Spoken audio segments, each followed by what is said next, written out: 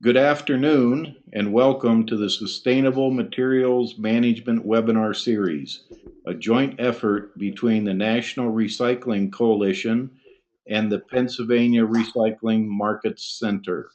My name is Jack Himes and I'm a program manager for the Recycling Market Center. I will serve as the moderator today. And today I'm filling in for our usual moderator, Wayne Bowen, who could not be here today. We'd like to extend a special thanks to Bob Hollis of the Mobius Network for providing the webinar management software for this series, and Lisa Ruggiero of the National Recycling Coalition for providing technical support. Today's webinar focus is on the benefits of compost. We have two excellent presenters today, David Crone and Al Ratty. Following their presentations, we will conduct a question and answer session. If you have a question or comment, please use the GoToWebinar dialog box located in the control panel of your screen. You may also use the dialog box to request assistance if you are experiencing technical difficulties during the webinar. Please note that an edited version of this webinar will be made available for viewing via YouTube links on the National Recycling Coalition and the PA Recycling Market Center websites. And now I'd like to introduce our first presenter. Our first presenter is David Crone. Dr. Crone is an associate professor and waste management specialist in the Department of Environmental Sciences at the University of California, Riverside. A native of North Carolina, he earned his PhD in the Department of Biological and Agriculture Engineering from Cornell University in 1992. He studies how composts and other materials can best be used, whether as soil amendments, mulches, or fertilizers, to support plant growth while conserving soil, air, and water quality. Now I'll turn it over to you, David. Well, this talk is called Marketing Healthy Soils for Healthy Plants because people purchase compost. Most people purchase compost not to improve their soils, but to improve the plants that grow in their soils. But we're going to be talking about how compost benefits soils specifically, even though we're going to keep in the back of the mind, the reason that we're doing this is so that people have prettier environments and more productive gardens. This talk is going to proceed in two sections. I'm going to go really quickly through a lot of soil science in about 2 minutes, and then we're going to back up and go over it slowly. So if it looks like I'm going very quickly, it's because I am going through very quickly, and we are going to swing back around and go through things in detail. Now, when you think about soils and the reasons one might use compost, there are a number of factors that may come to mind. One is nutrients. Composts do contain nutrients. Nutrients are broken down into two categories. We talk in terms of macronutrients, which is nitrogen, phosphorus, and potassium. And we also talk in terms of micronutrients, which are trace elements. Composts contain both of these things and bring benefits to the soil. We also have a bunch of other soil properties that we talk about: organic matter, water holding capacity, the bulk density, structure, texture. In California, we talk about salts and EC. And I studied at Cornell. I got to California and never learned a thing about it because it really doesn't matter in the Northeast. And so we won't be talking about it too much today, but it's a really big deal down here. And then finally, pH. pH is the degree of acidity or alkalinity in the soil. EC, again, salts build up in arid climates and can make germination difficult or plant growth difficult. Basically, they slow down the uptake of nutrients into plants. Texture, you may be familiar with the texture triangle. We'll be talking about that. Bulk density, composts typically will decrease the bulk density of a soil, which is a desirable property. We'll talk about the structure of soils and how composts alter the structure of soils. and water holding capacity of soils. So that's what we're going to talk about, and here we go. How do compost benefit soils? Well, first of all, why do we compost materials? Why do we compost these residuals before we put them out in the land? We don't necessarily have to, but there are a lot of benefits that come with it. Principally, we compost to eliminate disease organisms.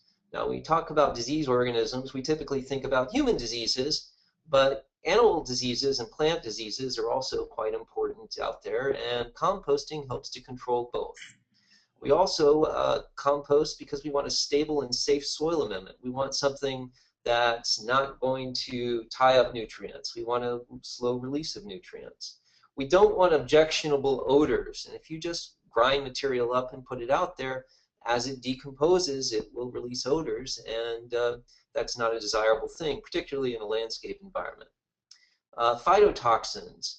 Phyto means plant, toxins means toxic, and phytotoxins are compounds that are poisonous to plants. And we're usually taking these materials and we're applying them to plants, so we don't want to poison them. As organic amendments or organic materials break down, they go through a series of decomposition stages.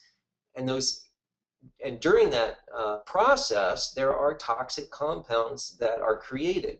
Those toxic compounds are then further decomposed, so we call them intermediate byproducts of decomposition.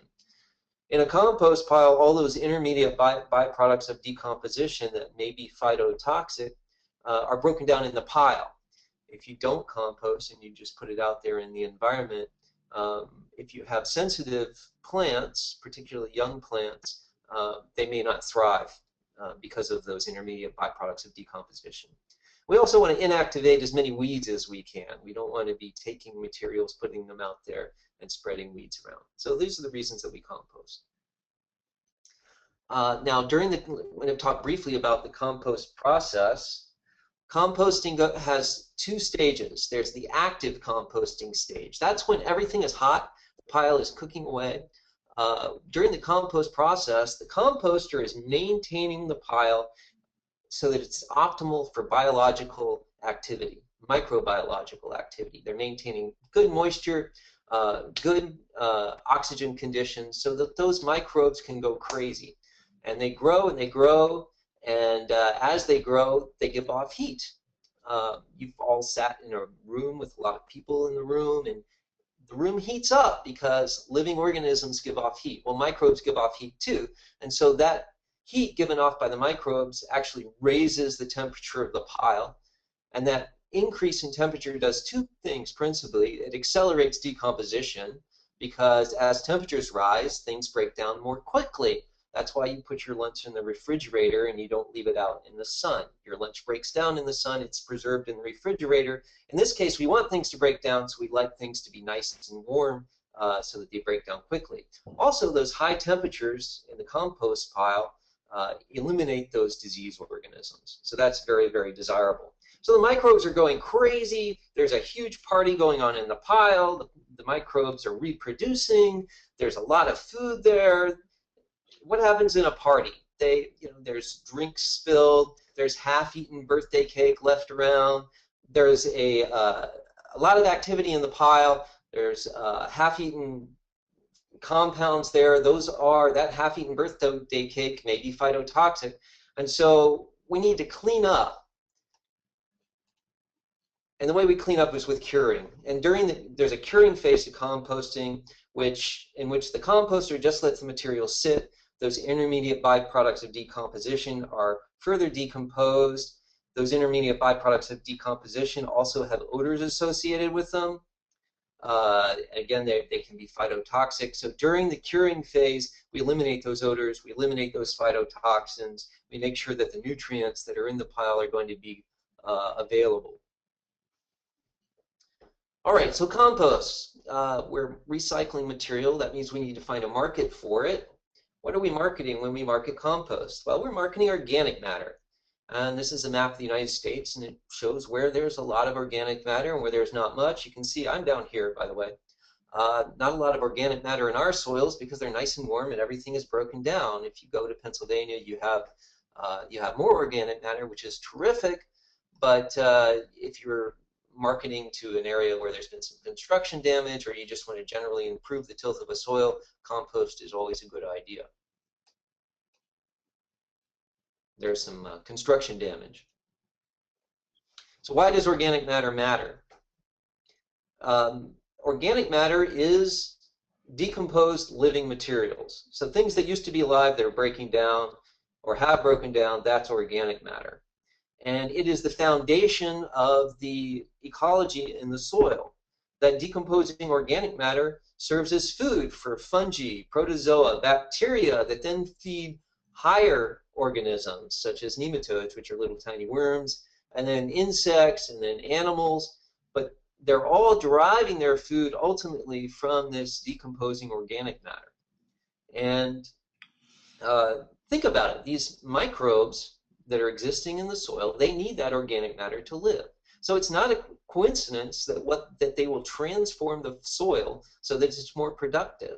What are they eating? They're eating decomposing plant tissues. So if they can create an environment where plants thrive, they're going to have more to eat.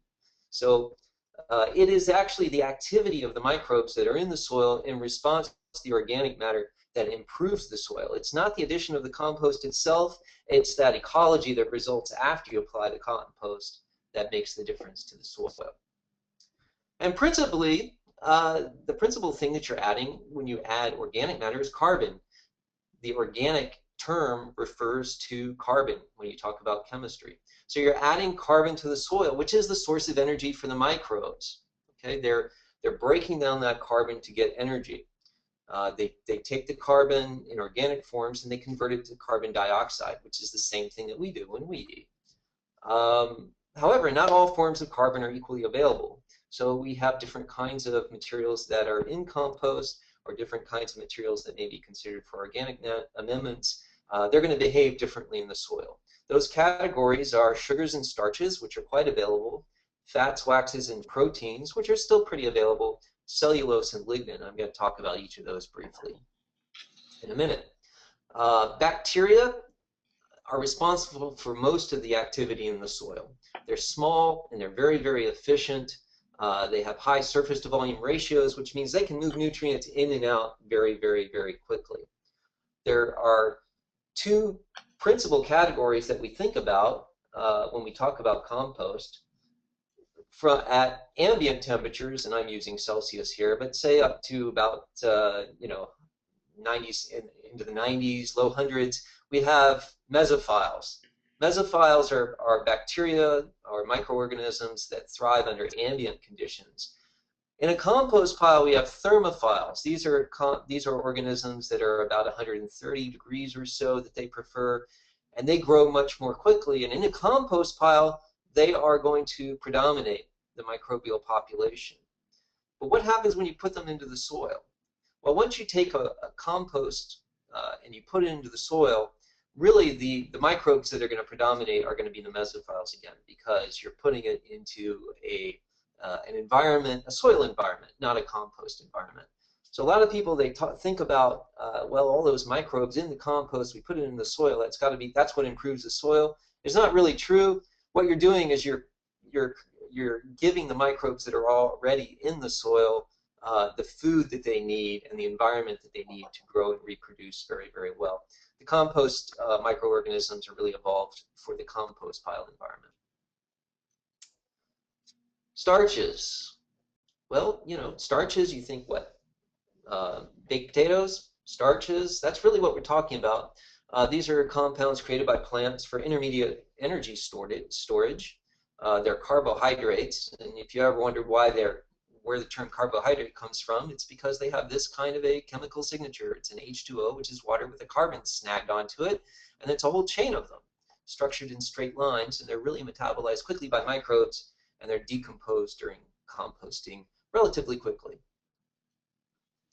We also have cellulose in compost. That's a material that's found in plant cell walls. It's the most abundant organic compound on Earth. It's what gives plants their structure. And we use it to make things like paper and cotton and cellophane and rayon. It looks a lot like starch, but it's joined differently. It's still structured in straight lines. And Bacteria and fungi can break it down, and ruminants can break it down because they use bacteria. We can't actually break down cellulose. We can break down starch. We can't break down cellulose. But in the environment, microorganisms can. The second most abundant organic compound on Earth that I think is a fascinating one. It's called lignin. It has a very, very complex structure. And what it does out in the environment is it protects the cellulose. Cellulose gets broken down by bacteria. So how do trees stay standing for so long? Well, they have lignin there to protect their cellulose against decay. And the reason it protects against decay is because the structure is so darn complicated that bacteria look at it and they really don't know how to start eating it. You'll see in a minute. I'm going to show you a picture. They can be metabolized by fungi. Fungi can break them down, but it takes a while. So you're not responsible for these pictures. I just want you to see, here's starch, and you can see how microbes coming along, they could just sort of Pac-Man their way through this chain of starches, and they can also do it with cellulose, right? Sort of like spaghetti. That's what lignin looks like. Bacteria look at that, they don't know what to do, they basically go home. That leaves an opening for fungi. So you do see fungi in compost piles as well. You see them out in the environment. Fungi include molds and yeast as well. They're larger than bacteria, but they do grow more slowly. And you see them out in the environment. If you've ever seen fungi growing on an old stick or a log out in the woods, the reason they're doing that is because they're breaking down the lignin in the material, and then the bacteria will come later and mop up. Composters intentionally add carbon to their piles because they want to feed those microorganisms. Let's talk about nutrients. Nitrogen is the most important nutrient. In the compost, there'll be organic N, which is slow release, that's tied up in carbon. It gets converted to available forms by microbes over time. And there is some amount of N that's immediately available in the form of nitrate or ammonium. But for the most part, it's going to be tied up in these organic forms. It's a slow release, and it's very hard to predict. We really don't know how quickly the nitrogen is going to come out. We know that it comes out faster in the summer than in the winter because in the summer temperatures are warmer and microbes act more quickly. These materials also contain phosphorus and sometimes potassium, but the degree to which they contain these things is really a function of what the compost is made from. So you'll have to just ask at the point of purchase or provide that information for users who are interested.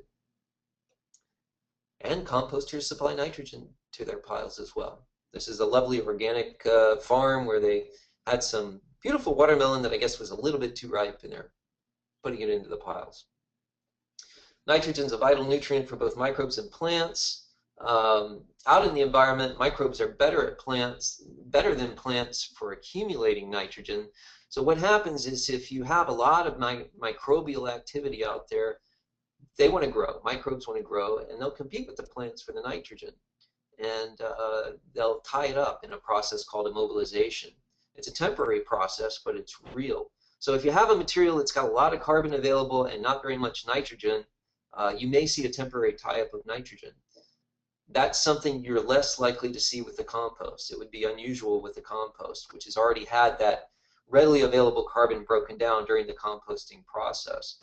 But you do see immobilization with undercomposted or uncomposted materials. So another reason to compost is that you don't have microbes competing for that end. Compost isn't usually sold as a fertilizer because release rates are hard to predict. Micronutrients, I won't say too much. Micronutrients are present in very low levels, but they are vital for plants, and different plants require different amounts. Composts do contain these, and they will enrich the soil with micronutrients. People do pay real money for these as fertilizers, and so it is a value associated with these materials when they're marketed. But the need for it really depends, really varies depending on where you are. pH. Out here in Southern California, we tend to have alkaline soils, high pH soils. In Pennsylvania, I think you'd be more commonly encountering acid soils. But regardless, compost acts as a buffer in soils, and so it will bring pH to a more neutral level of around 7. The pH of compost themselves, typically a little bit out on the alkaline side, 7 point something, but in the soil they do tend to create neutral alkaline conditions, which are the conditions that you want for most plants. Of course, if you have an acid-loving plant, like say an azalea, you need to take a look at that, because a compost will tend to bring the pH to a more neutral position. Salinity. Again, people freak out about salinity in Southern California. Salts do build up in the soils here. Why do they build up here and not in Pennsylvania? Because we don't have a lot of rainfall. And salts are rinsed right out of the soil very, very quickly if you have a lot of rain. And in the Northeast, there's enough rain to remove salts from soils. And so it's really not a market concern in Pennsylvania, I don't think. Although it's really the first thing people talk about out here. Texture. You may have seen the texture triangle. You've heard of loams or clays or sandy loams or silts. That refers to the size of the particles within the soil. And interestingly, the texture triangle doesn't look at organic matter. It doesn't consider organic matter. It's really just the size of the particles. And so technically, compost doesn't affect texture at all, because compost has organic matter. So really, the texture is not affected by compost from a soil science point of view. What you're talking about is improvements to other things like bulk density. Bulk density is how heavy a unit volume of soil is. If you have a dense soil, you can't get water into it. By improving the density of the soil, you're going to improve water movement. The soil is going to hold more water. You're going to be able to get more air into the soil, and roots are going to penetrate more readily. So all of those things are desirable. We want to decrease the density of the soil. Let's see. Okay. Again, in the soil, the composts are providing an environment for bacteria and fungi, and they are growing, and the bacteria and fungi are doing their thing, and they are altering the soil by encouraging the formation of soil aggregates. Aggregates are these little clusters of fine soil particles that are stuck together into large particles, and that decreases the density of the soil. How do they stick these small particles together? Well, fungi actually have these hyphae, which are like little roots that kind of tie everything together. They knit it together. Bacteria have polysaccharides, which serves as glue. So just think of like paste, the kind of paste your mom told you not to eat in class, or that the kid next to you would eat to show off. The polysaccharides serve as glue. They're given off by bacteria to stick particles together. And that creates larger particles, we call them flocks, that improve the structure of the soil. So if you have a soil that looks like this with single grains, like a sand, or it may be massive like this, like a big old clay, here you may not have anything going, you may have water going right through, it can't really hold much. Here you may have a very massive, actually any of these can be quite massive, you can't get water into it. If you break that up into particles, into larger particles, though, you start to get a granular structure. Or if you stick these clays together by introducing sands together to create flocks, you also will get this granular structure.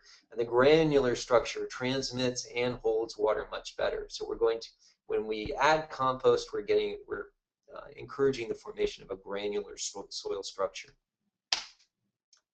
And these aggregated soils, again, as I said, they hold water while allowing air to penetrate. They facilitate drainage and salt removal, which is important here. They allow roots to penetrate, and they're more stable, so they're not going to erode as quickly. You don't get as much water running over the surface, and those larger particles don't rinse off as quickly. So you have less pollution from aggregated soils, all of which is created by the microbial action that's triggered by the addition of compost to the soil. Water holding capacity is also improved when you use compost. Compost is hydrophilic, it loves water. You add it to the soil, and the water tends to be retained to a greater extent. Um, if you have a coarse sand that can't hold water and you add compost, it will hold more water. If you have a clay soil that can hold water but you can't get water into it and you add compost, it will hold more water. So compost is good for water management in all texture classes. All right, so your customers are coming to you and they're concerned. They've got a home, they've got an investment in something, and they're coming to you and they're saying, how do I know your compost is going to benefit me? And it's important to understand a little bit of the science that we've been talking about so that you can answer these questions. And if you look and sound like you are familiar with the basics of the soils and how compost impact them, you can resolve people's anxieties and make more confident customers. There's one more thing I want to bring up. This is news. It just is work that we did in our laboratory about a week ago. Got the results yesterday. It's an emerging issue that we're starting to talk about here in California, and I think it's probably important in other places. And that is that what's happening here is we have two strategies to dealing with green waste. We can compost it, or we can just chip it up or grind it without composting. And we're starting to look at the potential for compost to provide a further sanitary barrier against plant diseases. And if you are involved in promoting healthy landscapes, you don't want to be involved in spreading diseases around. So here is one disease that we just happened to look at last week. It's a Fusarium variety that specifically attacks the Canary Island date palm, which again, you probably don't see a lot in Pennsylvania, but it's a very, very important landscape tree here in California. And it is subject to this deadly fungus, which is spread in two ways. It's spread by people who do trimming and don't clean their tools, but it's also spread through soils and the movement of plant tissues. So the question was, if we don't compost, if we just chip up materials and then we spread them out as mulches or even incorporate them as soils, is there a potential to spread disease? And is that potential reduced by composting? So we took material as received, we chipped it and we ground it, and we found this is 42, 50, and 34 are, how many samples of the samples that we looked at that were positive. So the material, the infection was there in the material as it was received and after it was chipped and ground. We then incubated them for 3 days, 2 ways. We incubated them in compost, and we incubated them without compost. And we found that they survived at 77 degrees. They survived pretty well without compost. And surprisingly, when they were up at thermophilic temperatures, 131, which we think of as being hot enough to inactivate most organisms, they actually survived more. But when compost was introduced, we didn't see any survival at all. So normally you think about the protection being temperature mediated. In this case, it doesn't seem to be temperature mediated. It's actually maybe the ammonia, it's maybe the increased biological activity. It could be enzymes present in the material in the compost that were able to inactivate those pathogens. But I think as we make our decisions with respect to waste management, we need to start thinking more and more about plant diseases. And are we going to compost as a barrier against spreading plant diseases around? Or are we going to go ahead and take the chance that without composting, maybe with just chipping and grinding, we can move more material? It may have more phytotoxins associated with it. It may have more diseases associated with it, but it's a more cost-effective solution. So that's a discussion that I think we need to have more widely, more broadly, and we're starting to talk about it here. All right, so this is the end of my talk. Compost, why would you use it? Well, look, we can grow plants just about anywhere for a while. You can grow grass on a car for a while. But if you want a sustained, healthy environment that will support the growth of plants, you need to make sure that the soil is healthy. And the way to do that is to use compost. This car looks good right now. The seeds just germinated.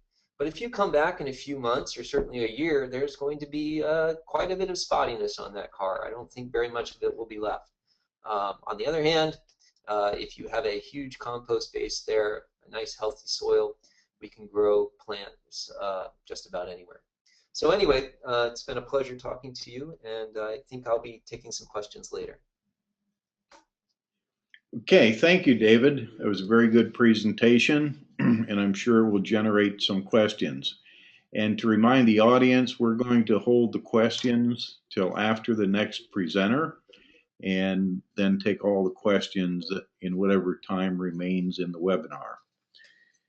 Now I'd like to introduce our second presenter, Al Ratty. Al has been working in the composting industry since 1981 and was an innovator in compost marketing development, communication, and product branding. He worked in private industry for over 20 years, building the Earth Life brand, which became synonymous with compost in the mid-Atlantic states for many years.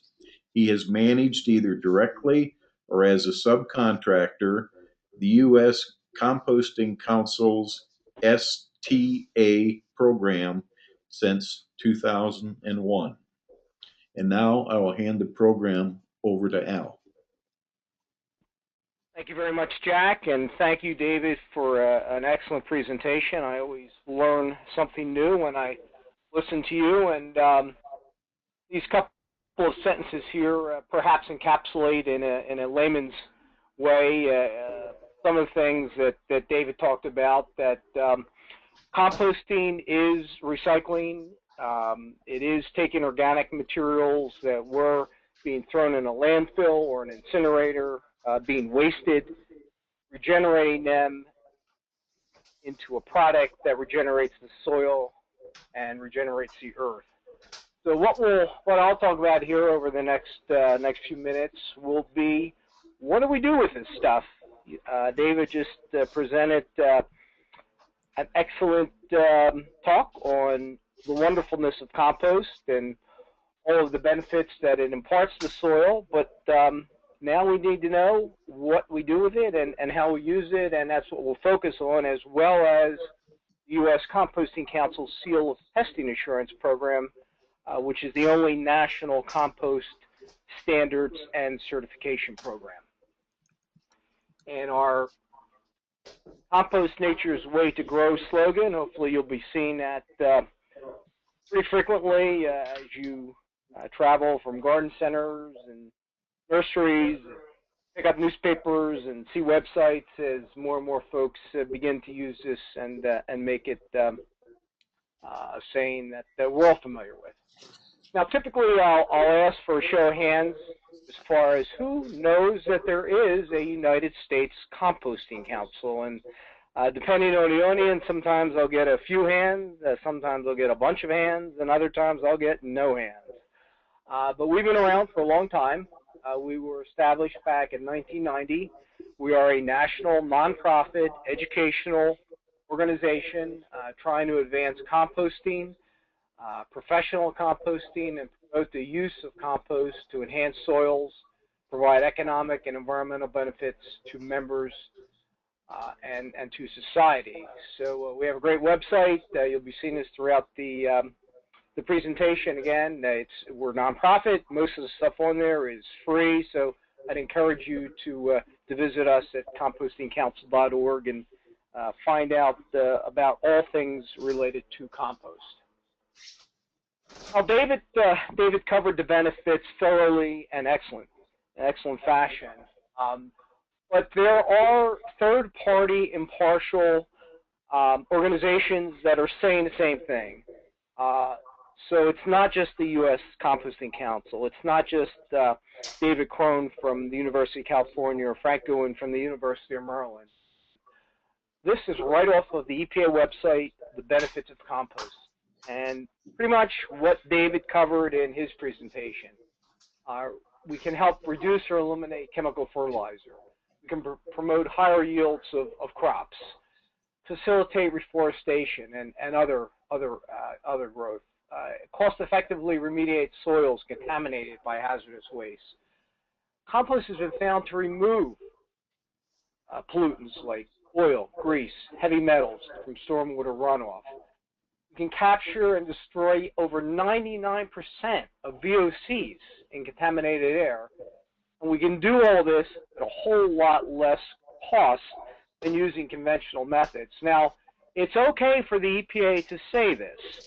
You will never find these benefits, or at least not most of them, on a compost package, on a label, on a piece of literature, because the way the labeling laws are structured in the United States is every single producer of every single product must substantiate whatever claims they make. And it's just too cost prohibitive for compost producers to be able to go out and do that work. So we recognize it exists. The EPA recognizes that these benefits exist, but you're never going to read it on a package. But it's important that you are aware that compost does all this great stuff, in addition to doing a wonderful job of growing plants. Another organization, the American Association of Plant Food Control Officials. This is the sort of the trade organization, the fraternity, if you will, of all of the Department of Agriculture officials across the country. They have also recognized the benefits of compost, and they will, for the most part, allow this list of benefits, which echo what David presented during his talk on compost packages, literature, websites, and so on. And again, all the things that David talked about, compost will improve soil structure and porosity, increase moisture infiltration and permeability, and as David said, it works at both ends of the spectrum, from the very, very sandy soils to the very dense clay soils. Compost improves the moisture holding capacity of light soils. It improves the cation exchange capacity of soils. That's very important. That is the ability of the soil to hold on and release chemical fertilizers that will be applied. If you apply chemical fertilizers to a very sandy soil, you're just pouring your money through the holes in the sand particles if there isn't a good supply of organic matter in that soil. Compost brings that to the table. It brings the organic matter. It ups the CEC of all kinds of soils. It supplies the organic matter, kind of the magic of compost, which David talked about, aids in proliferation of soil microbes, supplies beneficial microorganisms, encourages root growth, and the plant is only as healthy above the soil as it is below the soil. Without good root growth, without a healthy root system, you will not have a healthy plant. You will not have a healthy crop if it's a plant that's growing a tomato, a cherry, any or a corn. It enables soils to hold on to the nutrients. Again, that CEC benefit contains humus and buffers soil pH. These are all claims that the 50 state departments of agriculture officials recognize, support, and allow for compost producers to make. So compost improves soils physically, chemically, and biologically, just as David said. Here is a fish tank about 18 inches deep. This side is a amended soil with compost. Look at that beautiful root system. Look at that beautiful plant growth. This is just quote unquote topsoil. Very poor root system, very poor top growth. You can see some erosion beginning to form here. And it's very interesting to note there are no standards for topsoil anywhere. Anybody can put a pile of brown stuff in their garden center, in their landscape supply center, full of topsoil. It is totally unregulated by departments of agriculture across the U.S. Kind of an interesting and little-known fact that there are no rules for topsoil. It's strictly buyer beware. And at one point, that was the same case for compost, but I'm going to show you that that is changing and changing rapidly. And again, to reiterate this before we get into the uses, it can't be overstated, the magic of the microorganisms in compost. David did a great job explaining this. They are the workforce of the soil. They break down toxic compounds. They assist mineral nutrient transformation, improve the soil structure, assist in disease control, which David showed in the last slide he presented. 60 to 80% of soil metabolism comes from microorganisms, and compost is just loaded with microorganisms. So this can't be overstated. This is what differentiates compost from a pile of topsoil, in addition to the nutrient content. And it doesn't hurt to review this one last time. So now that everyone is convinced and excited and ready to go out and run to the local garden center and pick up a bucket or a bag or a truckload of compost, let's look at what we do with this stuff. First and foremost, compost is not soil. It is not a soil replacement per se. It is a soil amendment.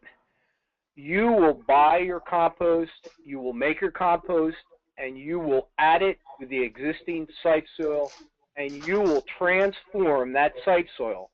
And again, regardless of whether it's a very, very sandy soil, a rocky soil, a dense red clay soil, you will transform that soil into organic matter rich, nutrient rich topsoil by adding some compost. You can use it as a soil amendment for growing turf, flowers, vegetable plants, any crop establishment. You can use it in a pot as a growing media component, not as a growing media, but as a part of a growing media.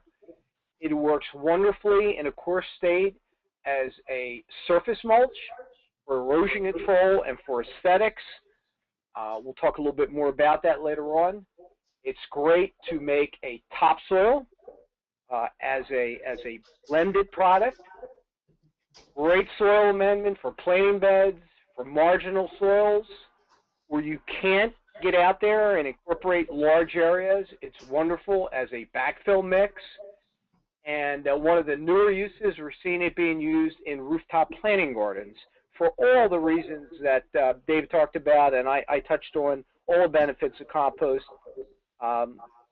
apply to rooftop gardens as well. So basically, you will use compost. You can use compost any place that use topsoil, peat, pine bark, or any other soil amendment, because compost is nature's way to grow. It's a locally produced product. Chances are there's a composting facility within your town or within 10, 20 miles of you. I would encourage you to seek these products out rather than the non-environmentally friendly alternatives. So the basic rule of thumb, and this is broadly applicable for the backyard gardener, for the landscape, for the State Department of Transportation, for the farmer, add 2 to 3 inches of compost, incorporate that, that's key, incorporate the compost into the existing soil down to 6 to 8 inches and transform that site soil, whether it's sandy soil, whether it's rocky soil, whether it's clay soil, into that viable organic matter rich topsoil and do your planting. So you add the compost, you must incorporate the compost. That is really key, getting the greatest bang for your buck and the greatest benefit from these products, and then do your planting. Now, here's a real-world case. This is Liberty State Park up in northern New Jersey. This was a park that was developed along the waterfront to take advantage of the magnificent scenery, access to the Statue of Liberty, access to Lower Manhattan, and this is what they had as a park setting. Not very aesthetically pleasing. Now the options here were, at that point, the traditional option of, well, let's bring in 6 to 8 inches of topsoil. Let's hope it's good topsoil. Let's hope it's consistent for the many acres that we want to cover, and keep our fingers crossed that that works. Or we can bring in just 2 inches of compost, a third of the material, a third of the cost, incorporated into this junk, and this is just dredge spoils. This part of the park is just made from the dredging out of the Hudson River, supporting no growth at all, very, very sandy, silty soil, no organic matter whatsoever, and they opted for the compost option, both agronomic benefits and for cost reduction. And this is the after effects, and a slide that I love and I treasure, and of course was forever changed 12 years ago this month. But again, taking site soil, very, very poor quality, adding a couple of inches of compost, doing just a little bit of work. No fancy equipment is required. They can get out there in an area like this. You can use farm equipment, rototillers, perhaps where you don't have quite as much room. You can use more of a backyard type rotavator, but very easy to get that compost into the soil, do your planting, and again, with just a fraction of the material, lower cost, transform that soil permanently. Going back to David's example of the Volkswagen growing the grass, you know, try to plant the grass in that subsoil that was there with a bunch of fertilizer. Maybe you'll get fantastic growth for a few months, but then it'll go back to looking like what it was. With the compost in the soil, you've made a permanent change to the soil, resulting in a permanent change to the vegetation that's growing above it. Always the most desirable route to go. Now, there may be situations where direct incorporation is impractical due to space limitations, due to operational limitations, but you can still get the job done. You can still make that compost amended soil by what we call manufacturing topsoil or manufacturing growing mixes with compost. Add by volume, real easy stuff, 1 bucket of compost, 3 buckets of subsoil, and you've made topsoil. You've made that same topsoil that you saw in the previous slide, Liberty State Park. You've done so off-site, truck the material in, spread it out, planted it, and you're good to go. And this can be done in a large scale. This happens to be a commercial topsoil facility. You can do it in your backyard. You can do it with a shovel and a wheelbarrow, 1/4 to 1/3 compost by volume, no weighing required, mixed with subsoil, and create that organic matter rich, nutrient rich topsoil just by adding the compost. Now, it's always desirable to do that incorporation when possible. We found that plant success generally is better where you do large span incorporation as opposed to kind of making little pots, but sometimes you have to make little pots. If you're just planting a tree or a shrub, you're not necessarily going to dig up the whole front lawn to do that, to incorporate the compost. So in a case like this, you would use a compost backfill mix, kind of a smaller scale version of what you looked at in the previous slide. Take 1/4 to 1/3 compost by volume, mix it in with whatever stuff happens to be in the hole that you're digging, make a nice wide hole, make that compost mix with the soil, backfill it around the plant, around the tree, around the shrub, and give it a really good environment for growth. So again, an alternative to mass area application and incorporation. It's going to help you get the excellent results as well. Now, what happens if you're a golf course, you're a ball field, you're a commercial lawn, or you're a homeowner with a nice front lawn, but not that nice? You know it needs work. You don't want to dig the whole front lawn up. You don't want to rototill 2 inches of compost in. You don't have the time. You don't have the energy. You don't want to be an eyesore to the neighbors. And this is particularly applicable in commercial setting, like a golf course fairway, like a school football field, like a commercial lawn. You can still use top dress, or rather you can still use compost by top dressing. Get out there, put a 1/4 inch or so of fine compost down, rent a core aerator from your local tool rental facility. Do that a couple times a year, and over a period of time, you will gradually transform this soil profile into that you saw in that fish tank in one of my first slides. It'll take some time. It'll take you a couple of years, but you will finally achieve all of the benefits that you saw from the general amending of soil with compost by getting out there, top dressing, aerating, dragging that compost into those holes, and slowly but surely transform that soil into that nutrient-rich, organic matter-rich topsoil. Now, things that we are really getting excited about are what we're calling the new, and new being a relative term because some of these have been around for a number of years now, innovative uses of compost. These apply more to commercial setting, but also have their application in the backyard garden and around the home. And that is the use of compost in erosion and sediment control, water reduction and water filtration, green infrastructure, and green roofs. Many of these I've touched on already, and I'll elaborate just a bit on them because, again, compost is nature's way to grow.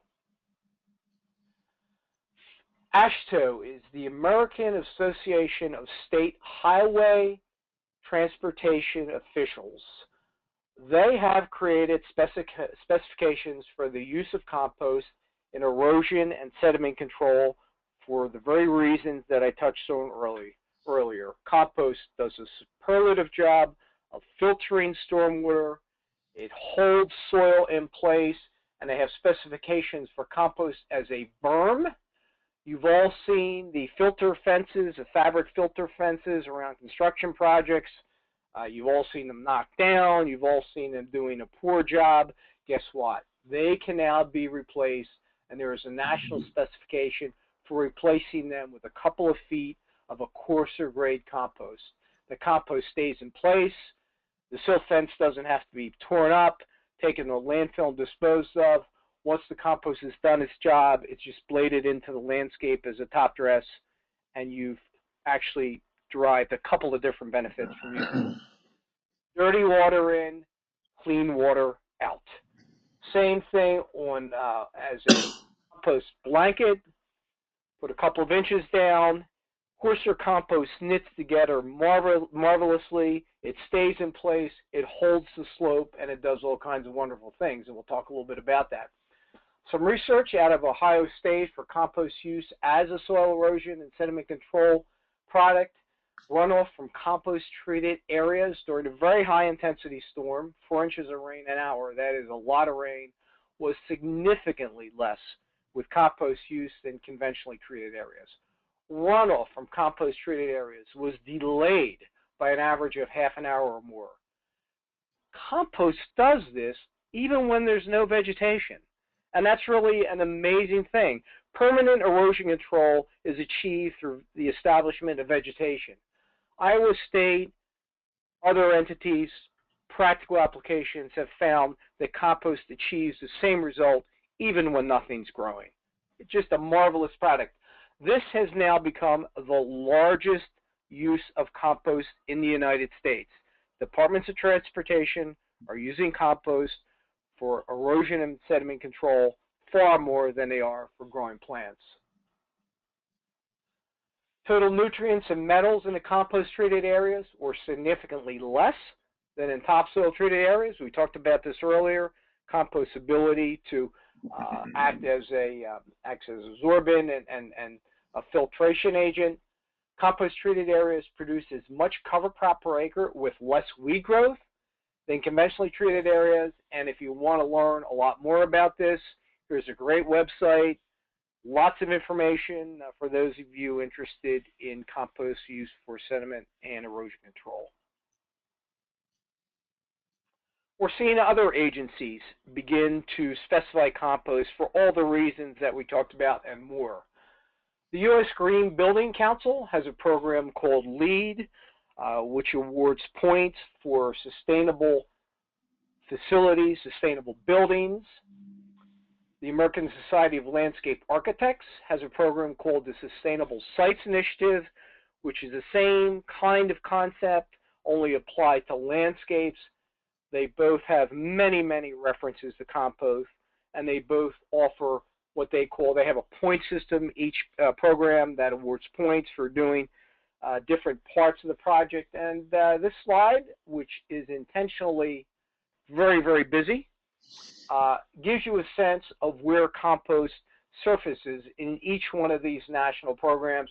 No need to read all these. You can go to the LEAD website. You can go to the Sustainable Sites website. But all of these different applications, compost can be used, credits can be derived for all of the benefits that we talked about so far, using locally produced compost instead of importing packaged peat moss from Canada, instead of ripping up a farm field, stripping topsoil of questionable quality and consistency, use the locally available. So again, you can access this either through the LEAD or the Sustainable Sites websites. Some real new and cutting-edge specifications that we're beginning to see, and again, to those of us in the industry, incredibly exciting, is that compost/organic matter requirements are beginning to appear around the country and state and local rules, B&P, and ordinances for water retention, filtration, and erosion controls. Some of the specs flat out say compost. Others give you the choice of compost or organic matter. Where's your organic matter going to come from other than compost? I don't know. But the Washington State Department of Ecology, Soils for Salmon Program, Oregon Department of Environmental Quality, Denver Water Authority, again, all these, you can look on their website. If you're going to build a new home within the Denver Water Authority area, you will put compost around your home, period. You will sign an affidavit to that effect because of the water holding and the water filtration qualities that compost imparts to soil. LEAD and sites, we just looked at that, and more of these are coming. Again, this is really cutting edge stuff. Very, very exciting to those of us in this industry that compost is really beginning to be recognized for all of the great benefits that it brings to the soil, brings to the plants, and ultimately brings to us. So, now that we know the wonderfulness of compost, now that we know how to use compost, what is compost? How do we know what to look for, what to buy? And we're going to talk about the United States Composting Council's Seal of Testing Insurance Program, and if it isn't STI compost, what is it? Imagine, if you will, entering the supermarket on a Saturday morning, shopping list in hand. Your kids have asked you to purchase cereal. You go to the cereal aisle, and all you see is an aisle full of white boxes with the word cereal stenciled on it. No identification of the product, no use directions. You don't know whether to cook it, put milk in it, feed it to the cat. No nutrient statement, just cereal. Let's take that a little closer to home. You're going to the garden center. You want some lawn fertilizer. Same scenario. An aisle full of white bags, fertilizer. No NPK statement, no use directions, no feedstock information. I mean, both of those are ridiculous. Yet, unfortunately, that is how most compost used to be sold, and much compost is sold today. Kind of going back to that topsoil scenario that I explained. Just because somebody has a pile of brown stuff in the front of their garden center or their landscape supply center has a sign in it that says compost, that means nothing to you as a consumer, whether you're a residential consumer, whether you're a landscaper, whether you're a landscape architect, whether you're a regulator. It means nothing. It is just an undefinable word. That is where the Seal of Pest Insurance Program come into play. We as an industry recognize that this was a huge fault within our industry. Anybody could sell anything as compost, and it was totally buyer beware. The Seal of Pest Insurance Program, the STA program, was developed in 2000 for this reason alone. It is a national, independent, third-party compost testing and information disclosure program, employing standardized testing practices specific to compost by independent labs across the country. It is not a standards program in its pure sense, other than there are standards for health and safety. And I'll talk a little bit about that. The idea and the goal is to help compost end users, again, be it consumers or professionals, buy the product that they require for their project. It's to help assure that the compost users know the characteristics of the products that they are buying, and ultimately to improve the overall satisfaction with the use of compost. It's to take that white fertilizer label and add substance to it and add content to it and provide consumers with information that they absolutely have to make an informed buying decision. All seal of test insurance programs must operate a permitted facility. Almost every state has a permitting requirement for composters. They vary a little bit on as far as feedstock goes, as far as requirements go. They must test their compost at a certified STA lab. These are independent labs, no affiliation with the United States Composting Council. They're managed by Colorado State University, and they must test their compost anywhere from quarterly to monthly, depending on production. Production was determined by a group of scientists who came up with a schedule based on finished product production. They must create and distribute specific compost use directions. Hey, there's a novel concept. Tell the consumer how to use your product. And these directions must contain either volume-based or depth-based directions on how much compost to use in a given application. Have to provide an accurate statement of feedstock materials. Are you purchasing manure-based compost? Are you purchasing yard trimmings-based compost? Food scraps compost? Biosolids compost? You need to know that. You may have bias one way or another. You need to know what's in the material that you're buying. And provide a seal of test insurance and STA compost technical data sheet to all who request it. And I'll show you what that looks like here shortly. All STA composts must meet the EPA standards for Class A exceptional quality compost. These were developed back in the early 1990s. They were developed initially and primarily for biosolids compost. So they're taking kind of a, if you will, a most extreme case that folks are more concerned about than say a yard trimmings compost. And Class A exceptional quality basically means there's no record keeping beyond the point of production. You can take that compost, you can put it on your backyard cabbage plants for the rest of your life. You can eat those plants every day, and EPA has determined you will never have a problem. So essentially, the EPA or the STA program is designed to treat compost exactly the same way as anything else you buy, giving you information, giving you content, giving you directions, giving you feedstock. People need to know what they're buying. The STA program was designed to do just that. Some current program stats, just to let you know where we stand. We currently have 193 companies in the program, 261 products, almost 8 million cubic yards of compost are currently enrolled. 35 states currently have STA participants, and there are 13 labs in the United States that are currently certified to test for the characteristics. And where are they? Well, they're all over. These are the states.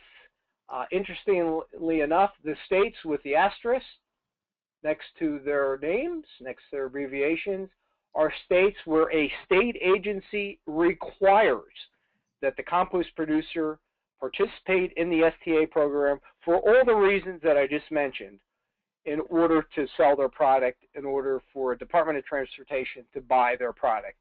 And we're seeing this with greater frequency, both at a state governmental level as well as at a private landscape architect, landscape designer level. So this is exciting stuff. It protects the consumer. It allows them to make an informed buying decision. These are some of the state agencies that are requiring STA composts only, predominantly departments of transportation. As I said, right now the DOTs are using more compost than any other single market segment.